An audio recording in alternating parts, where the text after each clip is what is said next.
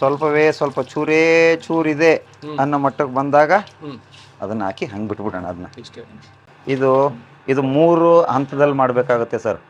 ಎಳೆ ತೆಂಗಿನಕಾಯಿಗಿಂತ ಸ್ವಲ್ಪ ಬಲ್ತಿರೋ ತೆಂಗಿನಕಾಯಿ ಆದರೆ ರುಚಿ ಒಂದು ಅರ್ಧ ಹೋಳು. ನಾನು ಇದಕ್ಕೆ ಕೊತ್ತಂಬರಿ ಸೊಪ್ಪು ಬಳಸ್ತಾ ಇಲ್ಲ, ಗಾರ್ನಿಷ್ಗಾಗಲಿ ಇದಕ್ಕಾಗಲಿ ನಾನು ಮಸಾಲೆಗಾಗಲಿ ಬಳಸ್ತಾ ಇಲ್ಲ. ಯಾಕೆ ಅಂತಂದರೆ ಇದು ಯಾವುದೋ ಪುದೀನಾದು ಫ್ಲೇವರ್ ಬರಬೇಕಿದೆ ಯಾವಾಗ್ಲೂ. ಯಾಕೆ ಇದನ್ನು ಬಾತ್ ಅಂತ ಕರೀತೀರ ಅಂತ ಹೇಳಿದ್ಮೇಲೆ ಇದೇ ವಿಶೇಷ. ಇದು ಅವಲಕ್ಕಿ ಬಾತ್ ರೆಡಿ. ಸೂಪರ್. ವಾವ್ ಸರ್, ಅದ್ಭುತ ರುಚಿ ನಿಮ್ಮ ನಾಲ್ಗೆ ಮೇಲೆ ಹಂಗೆ ತಾಂಡವಾಡ್ತದೆ.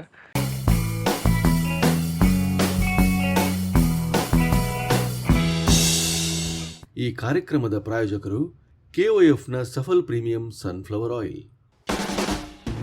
ನಮಸ್ಕಾರ ವೀಕ್ಷಕ ಬಂಧುಗಳೇ. ಹಳ್ಳಿ ಚಂದ್ರಣ್ಣವರು ಎಷ್ಟು ಜನ ಇಲ್ಲಿ ಬರ್ತಿದ್ದಾರೆ ನಮ್ಮ ವಿಡಿಯೋಸ್ ನೋಡಿಕೊಂಡು, ರೆಸಿಪಿ ನೋಡಿ, ಅವರ ಮಾಡುವ ಶೈಲಿ ನೋಡಿ, ಅಷ್ಟು ಒಂದು ನೈಜವಾಗಿ ನೈಸರ್ಗಿಕ ರೀತಿಯಲ್ಲಿ ಅಡುಗೆ ಮಾಡಿ ತೋರಿಸ್ತಾ ಇದ್ದಾರೆ. ಅವರೇ ಹೇಳ್ತಾರೆ, ಚಂದ್ರಣ್ಣವರು ಸಿಕ್ಕಾಪಟ್ಟೆ ಬರ್ತಾಯಿದ್ದಾರೆ ಕಸ್ಟಮರ್ಸು ವಿಡಿಯೋ ನೋಡ್ಕೊಂಡಂತ. ಬನ್ನಿ ಹಾಗಾದರೆ ಇನ್ನೂ ಒಂದು ರೆಸಿಪಿ ನೀವು ನೋಡೋದಕ್ಕಾಗಿ. ಮನೆಯಲ್ಲಿ ನಾವು ಸಾಕಷ್ಟು ಅವಲಕ್ಕಿದು ರೆಸಿಪಿಗಳು ಮಾಡಿರ್ತೀವಿ. ಇವತ್ತು ಅವರ ಕೈಯಲ್ಲಿ ಅವಲಕ್ಕಿಯಿಂದ ಯಾವ ರೆಸಿಪಿ ಮಾಡ್ತಾರೆ ನೋಡ್ಬಿಡೋಣ ಬನ್ನಿ. ಸರ್ ನಮಸ್ಕಾರ. ನಮಸ್ಕಾರ ಸರ್. ಹಳ್ಳಿ ಚಂದ್ರಣ್ಣವರು. ವೀಕ್ಷಕರೇ, ನಿಮ್ಮ ಚಂದ್ರಣ್ಣವರು ಅದ್ಭುತವಾಗಿ ಅವಲಕ್ಕಿ ಒಗ್ಗರಣೆ ಕೇಳಿರ್ತೀವಿ, ಅವಲಕ್ಕಿ ಉಪ್ಪಿಟ್ಟು ಕೇಳಿರ್ತೀವಿ. ಅವಲಕ್ಕಿ ಬಾತ್. ಅವಲಕ್ಕಿ ಬಾತ್ ನಮ್ಮ ಮನೆಯಲ್ಲಿ ಇದನ್ನ ಅವಲಕ್ಕಿ ಬಾತ್ ಅಂತ ಕರಿತೀವಿ. ಇದು ನಮ್ಮ ಮನೇಲಿ ಮಾಡುವಂತ ಒಂದು ಶೈಲಿ. ಇದು ನಮ್ಮ ಮನೆಯಲ್ಲಿ ಇದನ್ನ ಕರೆಯೋದು ಅವಲಕ್ಕಿ ಬಾತ್ ಅಂತ ಕರಿತೀವಿ. ಹಾಗಾಗಿ ಹೋಟ್ಲಲ್ಲೂ ನಾವು ಇದೇ ಹೆಸರಲ್ಲಿ ಕರಿತೀವಿ, ಅವಲಕ್ಕಿ ಬಾತ್ ಅಂತಾನೆ. ಅವಾಗ ಯಾವಾಗಾದ್ರೂ ಮಾಡ್ತಾ ಇರ್ತೀವಿ, ಅವಾಗ ಅಪ್ರೂಪಕ್ಕೆ ಮಾಡ್ತಾ ಇರ್ತೀವಿ.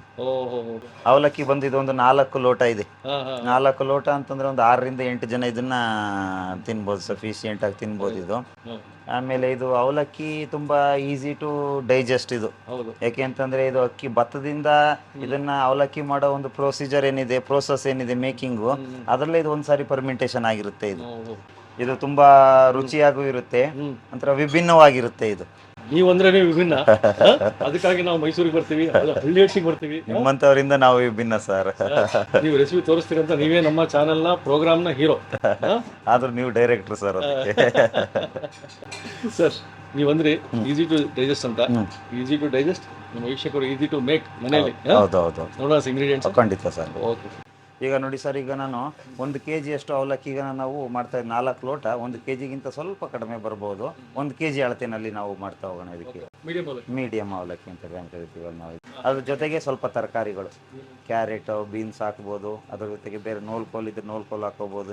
ನಿಮ್ಗೆ ಯಾವ್ಯಾವ್ದು ಅನುಕೂಲ ಇದೆ ತರಕಾರಿಗಳು. ಸ್ವಲ್ಪ ದಪ್ಪ ಮೆಣಸಿನಕಾಯಿ ಆಯ್ತಲ್ವ ಸರ್, ಈರುಳ್ಳಿ. ಈಗ ಬೇರೆ ಐಟಮ್ಗಳು ಅಂತಂತಂದ್ರೆ ನಿಮಗೆ ಬೇಕಾಗಿರೋದು ನೋಡಿ, ಎಣ್ಣೆ. ಇದು ನಮ್ಮ ಕರ್ನಾಟಕ ಸರ್ಕಾರದ ಒಂದು ಬ್ರ್ಯಾಂಡ್. ಇದು ಇರೋ ಎಣ್ಣೆಗಳಲ್ಲಿ ಇದು ಉತ್ತಮವಾದ ಎಣ್ಣೆ ಸದ್ಯದಲ್ಲಿ. ಈಗ ಅದನ್ನು ಯೂಸ್ ಮಾಡ್ತಾ ಇದೀವಿ. ಈಗ ನಾವು ಸಾಸಿವೆ, ಇದೆಲ್ಲ ಒಗ್ಗರಣೆಗೆ ಬೇಕಾಗಿರೋಂಥದ್ದು. ಸಾಸಿವೆ ಆಯ್ತಲ್ವಾ, ಸಾಸಿವೆ ಆದ್ಮೇಲೆ ಹಸಿಮೆಣಸಿನಕಾಯಿ ಆಯ್ತಾ, ಅದಾದ್ಮೇಲೆ ಕಡಲೆ ಬೀಜ, ರುಚಿಗೆ ತಕ್ಕಷ್ಟು ಉಪ್ಪು ಆಯ್ತಲ್ವಾ, ಕರಿಬೇವು ಆಯ್ತಲ್ವಾ. ಇಷ್ಟು ಒಗ್ಗರಣೆ ಮಾಡ್ತಾರೆ. ಇನ್ನೊಂದು ಮಸಾಲೆ ರುಬ್ಕೊಳ್ಳೋದಕ್ಕೆ ನಮ್ಗೆ ಏನ್ ಬೇಕು, ಸ್ವಲ್ಪ ತೆಂಗಿನಕಾಯಿ, ಒಂದು ಅರ್ಧ ಹೋಳಿರೋಷ್ಟು ತೆಂಗಿನಕಾಯಿ ಆಯ್ತಾ. ಆಮೇಲೆ 1 ಇಂಚಿನಷ್ಟು ಚಕ್ಕೆ, ಹಸಿಮೆಣಸಿನಕಾಯಿ, ಸ್ವಲ್ಪ ಶುಂಠಿ, ಸ್ವಲ್ಪ ಪುದೀನ ಸೊಪ್ಪು. ಇದನ್ನ ಮಸಾಲೆ ರುಬ್ಕೊಳಕ್ ಮಾಡಕ್ಕಂಥದ್ದು. ಇಷ್ಟು ನಮಗೆ ಮೇಯ್ನ್ ಐಟಮ್ಗಳು ನಮಗೆ ಬೇಕಾಗಿರ್ತಕ್ಕಂಥದ್ದು. ಇದು ಸರಿ ಅಲ್ವ ಸರ್? ಇದು ನೋಡಿ, ಫಸ್ಟು ಅವಲಕ್ಕಿನ 1-2 ಸಾರಿ ತೊಳೆದು ನೀರೆಲ್ಲ ತೆಗೆದು ಇಟ್ಬಿಡೋಣ. ಅದನ್ನು ಅವಲಕ್ಕಿ ತೊಳೆದು ಅದನ್ನು ನೀರನ್ನು ತೆಗೆದು ಇಡೋವಂಥ ಒಂದು ಪ್ರೊಸೀಜರ್ ಇದೆಯಲ್ಲ, ಇದು ತುಂಬ ಇಂಪಾರ್ಟೆಂಟ್. ಇದು ಇಲ್ಲ ಅಂತಂದ್ರೆ ಏನಾಗುತ್ತೆ, ಅವಲಕ್ಕಿ ಮೆತ್ತಗಾಗ್ಬಿಡ್ತದೆ, ಮುದ್ದೆ ಆದಂಗೆ ಆಗ್ಬಿಡ್ತದೆ. ಅದಕ್ಕೆ ಅದು ನೆನೆಯೋದಕ್ಕೆ ಎಷ್ಟು ನೀರು ಬೇಕು ಅಷ್ಟು ನೀರು ಮಾತ್ರ ಹಾಕೊಂಡು ಬಿಟ್ಕೋಬೇಕು. ಅದು ಅಕಸ್ಮಾತ್ ಸಾಕಾಗಿಲ್ಲ ಅಂತಂದ್ರೆ ಮೇಲೆ ಸ್ವಲ್ಪ ನೀರು ಚಿಮ್ಕಿಸ್ಕೋಬೋದು. ಆಮೇಲೆ ಮಧ್ಯೆ ಒಂದ್ಸರಿ ನೋಡಿ ಫಸ್ಟ್ ಸಾರಿ ತೊಳೆದಾಗ ಅದರಲ್ಲಿರೋ ಗಲೀಜೆಲ್ಲ ಬಂದ್ಬಿಡುತ್ತೆ. ಅದನ್ನೆಲ್ಲ ತೆಗೆದುಬಿಡೋಣ ಒಂದ್ಸರಿ. ಮತ್ತೆ ಇನ್ನೊಂದು ಸರಿ ತೊಳೆದು ನೋಡಿ, ಇವಾಗ ಮತ್ತೆ ನೀರೆಲ್ಲ ನೋಡಿ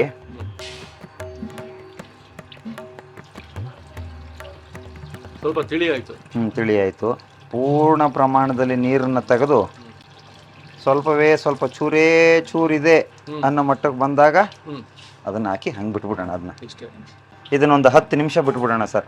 ಒಂದು 15 ನಿಮಿಷದಲ್ಲೆಲ್ಲ ನೆಂದೋಗುತ್ತೆ. ಅಷ್ಟೊತ್ತವರೆಗೆ ನಾವು ಅದಕ್ಕೆ ಬೇಕಾಗಿರೋಂಥ ಒಂದು ಮಸಾಲೆ ರುಬ್ಕೊಂಡ್ಬಿಡೋಣ. ಇವಾಗ ಇದು 3 ಹಂತದಲ್ಲಿ ಮಾಡಬೇಕಾಗುತ್ತೆ ಸರ್. ಒಂದು ಒಗ್ಗರಣೆ, ಆಯ್ತಲ್ವಾ. ಇನ್ನೊಂದು ತರಕಾರಿಗಳನ್ನ ಕೂಗಿಸ್ಕೊಳ್ಳೋದು ಆಯ್ತಲ್ವಾ. ಮತ್ತು ಇನ್ನೊಂದು ಅದಕ್ಕೆ ಮಸಾಲೆನ ರುಬ್ಕೊಳ್ಳೋದು. ಈಗ ಫಸ್ಟ್ ನಾವು ಏನು ಮಾಡೋಣ ನೋಡಿ, ಒಂದು ಅರ್ಧ ಹೋಳುಗಿನಷ್ಟು ತೆಂಗಿನಕಾಯಿನ ಒಂದು ಮಿಕ್ಸಿ ಜಾರ್ಗೆ ಹಾಕೋಣ.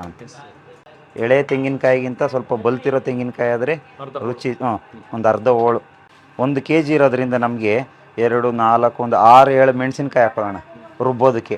ಸಪ್ರೇಟಾಗಿದ್ದು ಒಗ್ಗರಣೆಗೆ ಸಪ್ರೇಟ್ ಇಟ್ಕೊಳ್ಳೋಣ ನಾವು ಅದನ್ನು. ಒಂದು 4 ಹೆಬ್ಬೆರಳು ಗಾತ್ರದಷ್ಟು ಶುಂಠಿ ಫ್ಲೇವರ್ ಸ್ವಲ್ಪ ಕಡಿಮೆ ಬೇಕು ಅನ್ನೋ ಸ್ವಲ್ಪ ಕಡಿಮೆ ಹಾಕ್ಬೇಕು, ಏನು ತೊಂದರೆ ಇಲ್ಲ ಆಯ್ತಲ್ಲ ಸರ್. ಇದು ಶುಂಠಿ.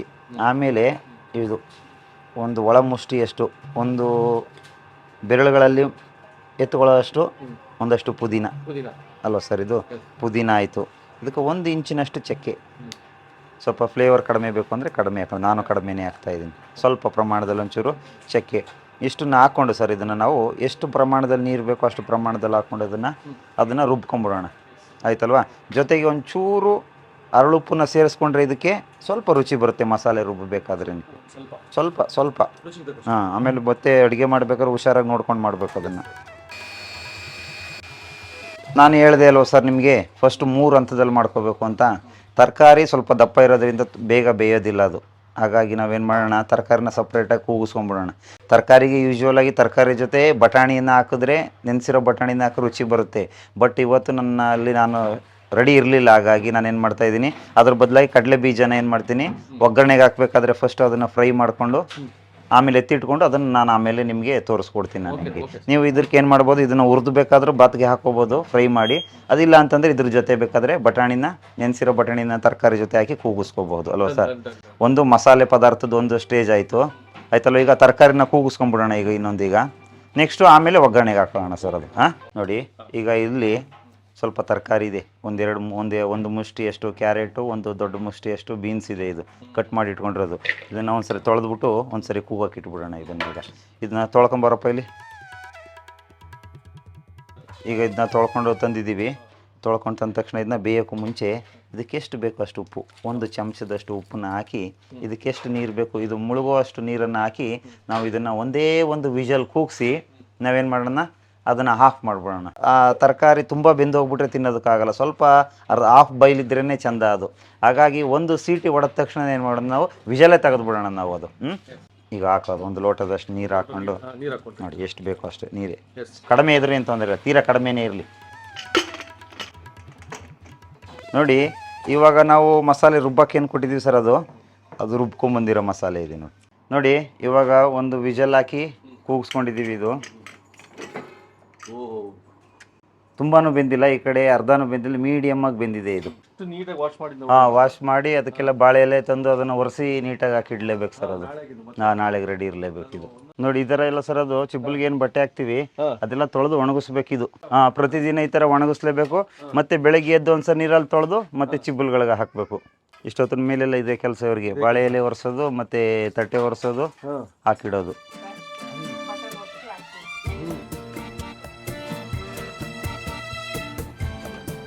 ಸರ್ ಈಗ ನಾನು ನಿಮಗೆ ಈ ಅದು ಅವಲಕ್ಕಿ ಬಾತ್ ಮಾಡೋದನ್ನು ನಿಮಗೆ 3 ಹಂತ ಇದೆ ಅಂತ ಹೇಳಿದೆ.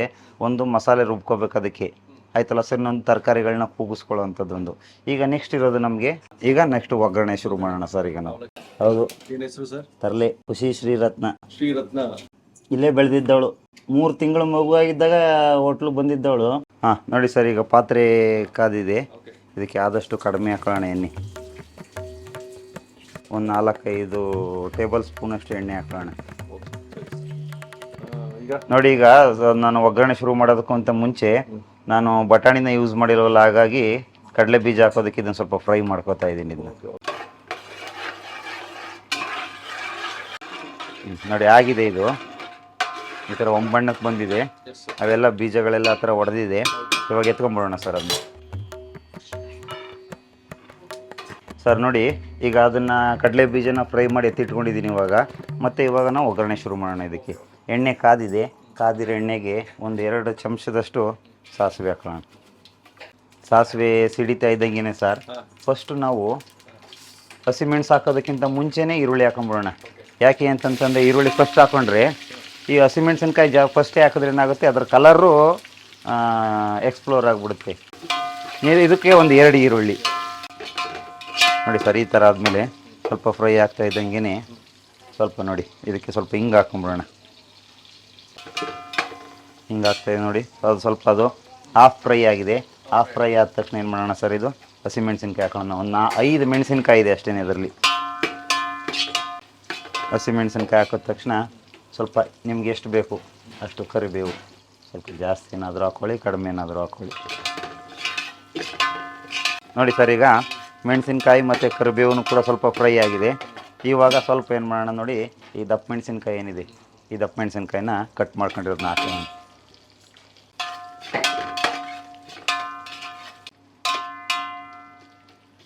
ಎಲ್ಲ ತರಕಾರಿಗಳು ಹಾಫ್ ಫ್ರೈ ಆಗಿದೆ ನೋಡಿ. ಇವಾಗ ಎಷ್ಟು ಬೇಕು ಅಷ್ಟು ರುಚಿಗೆ ತಕ್ಕಷ್ಟೇ ಉಪ್ಪು ಸ್ವಲ್ಪ ಹಾಕೊಳ್ಳೋಣ, ಬೇಕಾದ್ರ ಮೇಲೆ ನೋಡಿ ಹಾಕ್ಕೊಳ್ಳೋಣ. ಆದಷ್ಟು ಕಡಿಮೆ ಊರಿನಲ್ಲಿ ಮಾಡ್ಕೊಳ್ಳೋಣ ಅಡುಗೆಗಳನ್ನ. ನೋಡಿ ಸರ್, ಇವಾಗ ಇದಾಗಿದೆಯಲ್ವಾ, ಇದ್ರ ಜೊತೆಗೆ ನಾನು ಏನು ಮಾಡ್ತೀನಿ, ಆವಾಗಲೇ ಸ್ವಲ್ಪ ಅರ್ಧ ಬೇಯಿಸಿದ್ವಲ್ಲ ನೋಡಿ ತರಕಾರಿ, ಅದನ್ನು ಸ್ವಲ್ಪ ಇದ್ರ ಜೊತೆ ಫ್ರೈ ಮಾಡ್ಕೊಳ್ಳೋಣ. ಆವಾಗ ಅದ್ರದ್ದು ಉಪ್ಪು ಖಾರ ಏನೇನಿದೆ ಅವೆಲ್ಲವೂ ಸ್ವಲ್ಪ ಅದಕ್ಕೂ ಸ್ವಲ್ಪ ಅಂಟುತ್ತೆ ಅದು ನೋಡಿ. ಅದನ್ನು ನೀರನ್ನು ಬಸ್ತಿ ಇಟ್ಕೊಂಡಿದ್ದೀನಿ, ಅದನ್ನು ಕೂಡ ಇದ್ರ ಜೊತೆಗೆ ಸೇರಿಸ್ತೀನಿ ನೋಡಿ ಸರ್. ಸ್ವಲ್ಪ ಬೇಯ್ತಾ ಇದೆ, ಇನ್ನೊಂದು ಚೂರು ಬೇಯೋದ್ರೊಳಗೆ ಇನ್ನೊಂದು ಸಣ್ಣ ಕೆಲಸ ಇದೆ, ಅದನ್ನು ತೋರಿಸ್ಕೊಟ್ಬಿಡ್ತೀನಿ. ಇವಾಗ ಅವಲಕ್ಕಿನ ಆವಾಗ ನೆನೆಸಿಟ್ಟಿದ್ನಲ್ಲ ನೋಡಿ ಸರ್, ಅದು ಅಷ್ಟೇ ನೋಡಿ ಉದುರಾಗಿ ಇದೆ. ಇದಕ್ಕೆ ಸ್ವಲ್ಪ ಉಪ್ಪು, ಪುಡಿ ಉಪ್ಪು ನೋಡಿ, ಒಂದು ಚಮಚದಷ್ಟು ಉಪ್ಪು, ಒಂದು ಚಮಚದಷ್ಟು ಪುಡಿ ಉಪ್ಪು. ಹಾಂ, ಪುಡಿ ಉಪ್ಪು ಒಂದು ಚಿಟಿಗೆ. ಸ್ವಲ್ಪ ಎಣ್ಣೆ, ಕಲರ್ ನೀಟಾಗಿ ಹರಡುತ್ತೆ. ಆವಾಗ ಉಪ್ಪು ಅಷ್ಟೇ ಕರೆಕ್ಟಾಗಿ ಎಲ್ಲದಕ್ಕೂ ಹಿಡಿಯುತ್ತೆ. ಈ ಥರ ಹದ ಮಾಡ್ಕೊಂಡಾಗ ಸರ್ ಏನಾಗುತ್ತೆ, ಉಪ್ಪು ನೀಟಾಗಿ ಹಿಡಿಯುತ್ತೆ. ಇದು ಹರಳದಿನೂ ಅಷ್ಟೇ ನೀಟಾಗಿ ಎಷ್ಟು ಬೇಕೋ ಅಷ್ಟನ್ನು ಎಲ್ಲದಕ್ಕೂ ಇದಾಗ್ತಾ ಹೋಗುತ್ತೆ. ಇದಾಯ್ತಲ್ವ ಇದು ನೋಡಿ. ಇವಾಗ ಬೆಂದಿದೆ ಸರ್, ತರಕಾರಿಗಳೆಲ್ಲ ಚೆನ್ನಾಗಿ ಬೆಂದಿದೆ ನೋಡಿ. ಬೇಕಾದರೆ ಇದು ನೀಟಾಗಿ ಬೆಂದಿದೆ ಇದೆಲ್ಲ ತರಕಾರಿಗಳೆಲ್ಲ. ಇದಕ್ಕೆ ಸರ್ ಇವಾಗ ನಾವು ಮಸಾಲೆ ಏನು ರುಬ್ಕೊಂಡಿದ್ವಿ, ಈ ಮಸಾಲೆನ ಇದಕ್ಕೆ ಹಾಕ್ಕೊಳ್ಳೋಣ ಸರ್. ಈಗ ಸ್ವಲ್ಪ ಕಡಿಮೆ ಊರಿನಲ್ಲಿಟ್ಟು ಸರ್, ಸ್ವಲ್ಪ ಹಸಿ ವಾಸನೆ ಹೋಗೋವರೆಗೆ ಅದನ್ನ ಫ್ರೈ ಮಾಡ್ಕೊಂಡು.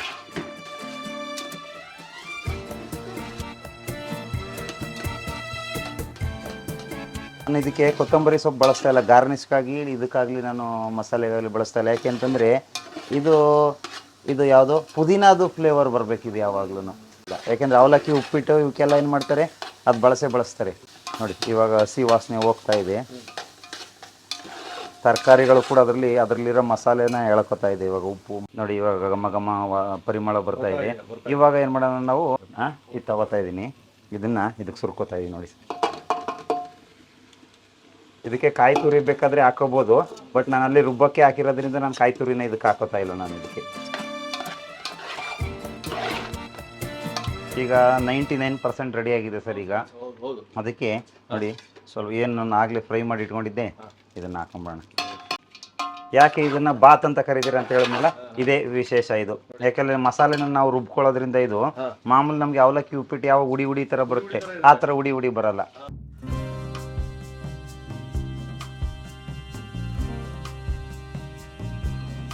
ಅವಲಕ್ಕಿ ಬಾತ್ ರೆಡಿ, ಸೂಪರ್. ಸರ್, ನಾವಿಲ್ಲಿ ನಮ್ಮ ಹೋಟ್ಲಲ್ಲಿ ರೈಸ್ ಆದರೂ ಅಷ್ಟೇ, ಚಿತ್ರಾನ್ನ ಒಂದು ಬಿಟ್ಟು ಬಾತು, ಅವಲಕ್ಕಿ ಬಾತು ಇವೆಲ್ಲ ಸ್ವಲ್ಪ ಮುದ್ದೆನೇ ಮಾಡ್ತೀವಿ ನಾವು. ಸ್ವಲ್ಪ ತಿನ್ನೋಕ್ಕೂ ಸ್ವಲ್ಪ ರುಚಿಯಾಗಿ ಬರುತ್ತೆ, ಮಸಾಲೆ ಅಂಟುತ್ತೆ ಚೆನ್ನಾಗಿ. ಹೇಗೆ ಬೇಕಾದ್ರೆ ನೀವು ಬಿಳಿ ಚಟ್ನಿ ಆದರೂ ಬೇಕಾದರೆ ಮಾಡ್ಕೋಬೋದು, ಅಥವಾ ನೀವು ಮೊಸರು ಬಜ್ಜಿ ಆದರೂ ನೀವು ಮಾಡ್ಕೋಬೋದು. ಹಾಗೆ ತಿನ್ನೋಕ್ಕೂ ಕೂಡ ಚೆನ್ನಾಗಿರುತ್ತೆ, ಒಂಥರ ಮಜವಾಗಿರುತ್ತೆ. ಸಂಜೆ ಹೊತ್ತು ತಿನ್ನೋಕ್ಕಂತೂ ಇನ್ನೂ ಭಾರಿ ಚೆನ್ನಾಗಿರುತ್ತೆ. ವೀಕ್ಷಕರೇ, ಬೆಂಗಳೂರಿಂದ ಮೈಸೂರಿಗೆ ಬಂದು ಚಂದ್ರಣ್ಣವರ ಕೈ ರುಚಿಯ ಅವಲಕ್ಕಿ ಬಾತ್ ತಡ ಮಾಡೋದೇ ಬೇಡ. ಆಹಾ, ಕ್ಯಾಪ್ಸಿಕಮ್ ಕಾಣ್ತಾ ಇದೆ.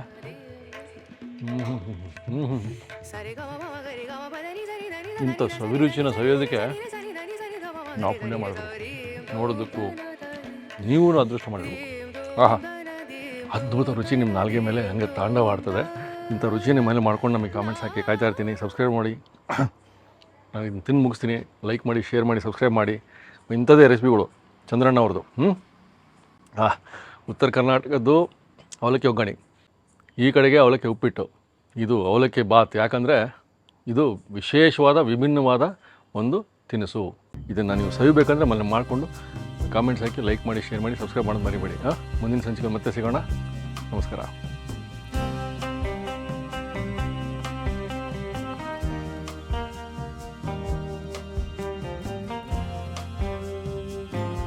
ಇನ್ನೂ ಅನೇಕ ಸ್ವಾದಿಷ್ಟ ರೆಸಿಪಿಗಳಿಗಾಗಿ ಸಬ್ಸ್ಕ್ರೈಬ್ ಮಾಡುವುದನ್ನು ಮರೆಯಬೇಡಿ.